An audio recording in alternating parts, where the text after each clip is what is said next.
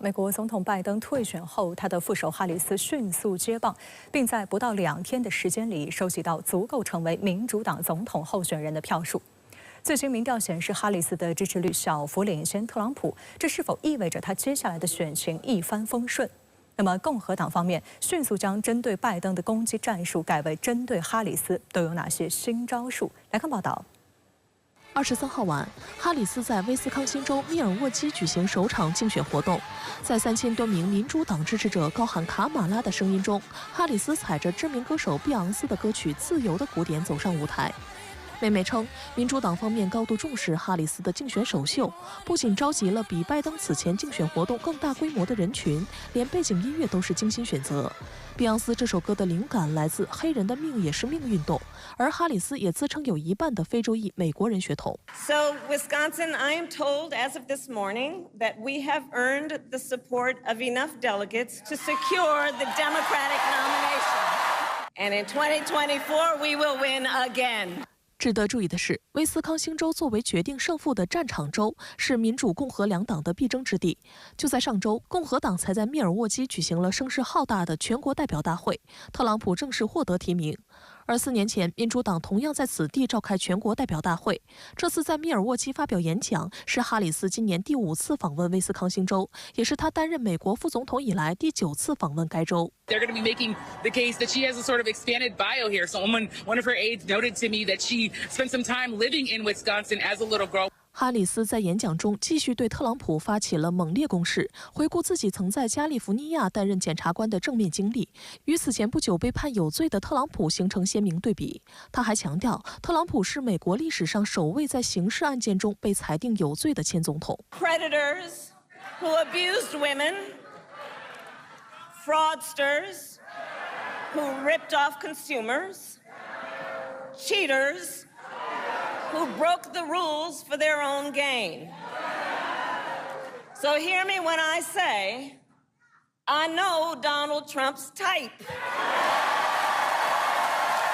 17分钟的首秀演说中，哈里斯重点谈及民主党政府的一系列优先事项。在引发巨大争议的女性堕胎权问题上，哈里斯收获全场最大一次掌声。We'll stop Donald Trump's extreme abortion bans because we trust women to make decisions about their own body and not have their government tell them what to do. 多家美国媒体现场直播了哈里斯的首次竞选集会演讲，舆论普遍认为她活力满满、火力全开，展现出新气象。 She's just brilliant. She's just the energy that's coming off of her is the energy that's coming off of the American people. Look, I mean, this is 2008 vibes already. She's done in literally 48 hours things that were considered impossible. She got the nomination. TikTok loves her. She raised more money than anybody. 在哈里斯的演讲结束后，路透社与伊普索合作进行的一项民意调查发现，哈里斯在全国民调中以44%的支持率领先特朗普的42%的支持率。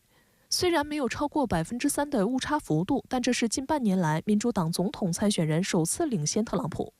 另据美国哥伦比亚广播公司的调查，在年轻选民中，哈里斯以62%对37%的优势大幅领先；在女性选民中，以52%对47%领先特朗普；在非洲裔选民中，更是以76%对21%断层般领先特朗普。When you look at some of the recent polling coming out that shows Harris picking up ground compared with Biden, what you see is that she's picking up support amongst natural Democratic voters. 美国公共广播协会分析了哈里斯的优势所在，认为与特朗普相比，哈里斯具有后发优势，可操作性更高。特朗普已经锁定党内提名，还公布了自己的副手是参议员万斯，可炒作的话题似乎已经到达极限。但哈里斯仍有许多悬念没有揭晓。如果成功运筹帷幄，可以在11月的大选投票日之前争取到更多中间选民。值得注意的是，在拜登宣布退选，哈里斯火速接棒的48小时内，哈里斯的竞选团队就迅速调整策略，首要措施是通过流行文化抢占年轻选民。英国流行歌手查理 XCX 上月发布了专辑《Brat》，广受好评，在全球排名榜上名列前茅。哈里斯宣布参选后，查理 XCX 在社交平台 X 上发帖称：“卡马拉就是 Brat”， 贴文在仅4小时内获近900万人次浏览。Charlie XCX explained in a TikTok that a brat, that girl who's a little messy, likes to party, and maybe says some dumb things sometimes. Charlie's endorsement of Harris as a brat. Young social media users quickly noticed Charlie's Harris post on X. You think you just fell out of a coconut tree? 哈里斯的竞选团队敏锐地发现了这个词条，并进一步为哈里斯打造直率酷女孩人设，剪辑了不少哈里斯跳舞谈笑的短片。深圳卫视注意到，哈里斯甚至改变了竞选账号的主色调。2天前，其页面还是维持了拜登时期的民主党传统蓝色，但就在过去24小时内，页面改为了 Brat 专辑的青柠绿色和低调文字风格。支持者们还迅速制作了 T 恤衫等相关周边。哈里斯的扶正也改变了美国选民对本次大选沦为老人对决的刻板印象。英国广播公司指出，年轻人对之前拜登与特朗普2位老人之间的选战没有太大兴趣。哈里斯顺势迅速把网络热潮转化成选票，但美国媒体同时提醒，哈里斯最近2天人气飙升，是因为她仍处在民调蜜月期。此前在辩论中表现糟糕的拜登的突然退选和他的新鲜亮相，能够持续带来多少热度，值得持续观察。美国政治新闻网称，哈里斯如今面临2大问题。首先，她作为副总统，仍要承受民主党政府表现不利的负面影响。全球经济分析公司 BCA Research 首席地缘政治战略师格特肯表示，民主党在今年的选举中举步维艰的原因，不只是拜登自身的表现问题，就业市场疲软、失业率上升本身就是削弱了民主党的支持基础。而接下来的4个月里，经济更有可能放缓，而不是加速。I think we need better options. Personally, I'm not a fan of Trump. I'm not a fan of Biden. I'm not a fan of Harris. 另一个值得民主党警惕的信号是，在目前所有的民调中，特朗普仍在7个摇摆州领先哈里斯。观察指，哈里斯想要争取这些关键选民的支持，就要挨个突破，在具体政策方面有所阐释，尤其是要回应摇摆州高度关注的经济、移民和边境管控问题。分析指出，对于哈里斯而言，移民和边境问题并非让其加分的选项，因为拜登执政期间糟糕的边境政策以及哈里斯本人在期间的表现，都招致了各方批评。基于哈里斯的弱点，他需要选择一位能够补齐短板的副手，但目前这个人是谁尚不明朗。这个女性少数族裔这样的一个双重的政治底色，一方面给他带来了加分，但另一方面也可能会导致他会疏远更多的这个中间选民、温和派选民。哈里斯这样一个身份，是不太有利于民主党在决定今年大选结果的那几个关键摇摆州的选情的，因为哈里斯这样的政治立场和他的这个身份，其实不太符合这个白人劳工阶层他们的价值观的所以我想接下来哈里斯还是会面临很多的挑战。目前在民主党内呼声最高的人选包括宾夕法尼亚州州长夏皮罗、北卡罗来纳州州长库珀以及亚利桑那州联邦参议员凯利。值得一提的是，3人都来自摇摆州。夏皮罗所在的宾夕法尼亚州是近期特朗普在演讲期间发生暗杀未遂事件的地方，而北卡罗来纳州是一个倾向于共和党的摇摆州。该州州长库珀颇受欢迎，已经是第2度连任。如果成为哈里斯的竞选伙伴，库珀可以帮助他确保该州的选情。民主党人也希望该州自2008年以来可以首次转向民主党。亚利桑那州联邦参议员凯利曾任美国国家航空航天局宇航员和海军战斗机飞行员。凯利的部队背景让其与其他人的较量中更胜一筹。Mark Kelly has national name recognition and is well liked by Democratic Party elites. The Arizona senator is the husband of former Representative Gabrielle Giffords, who was seriously injured in a shooting in 2011. Gun violence is a major campaign issue for Democrats. 面对哈里斯和民主党阵营来势汹汹，在首场辩论中被认为大获全胜的特朗普，首先想到的就是与哈里斯辩论，他也下战书。If Kamala Harris does end up being the Democrats' nominee, will you commit to debating her at least one time? I would be willing to do more than one debate, actually. 据报道，哈里斯突然窜红，让特朗普团队十分紧张。美联社爆料称，共和党内部这2天正连续开闭门会议，有领导人呼吁保持冷静，并建议特朗普对待哈里斯要谨慎。美联社称，特朗普过去曾多次按捺不住对女性发起尖锐的人身攻击。从前，福克斯新闻主持人梅根·凯利到他2016年初选的对手菲奥丽娜，再到纽约州总检察长詹姆斯，这严重损害了他在女性选民当中的支持度。值得注意的是，共和党目前对哈里斯的攻击主要集中在竞选资金方面。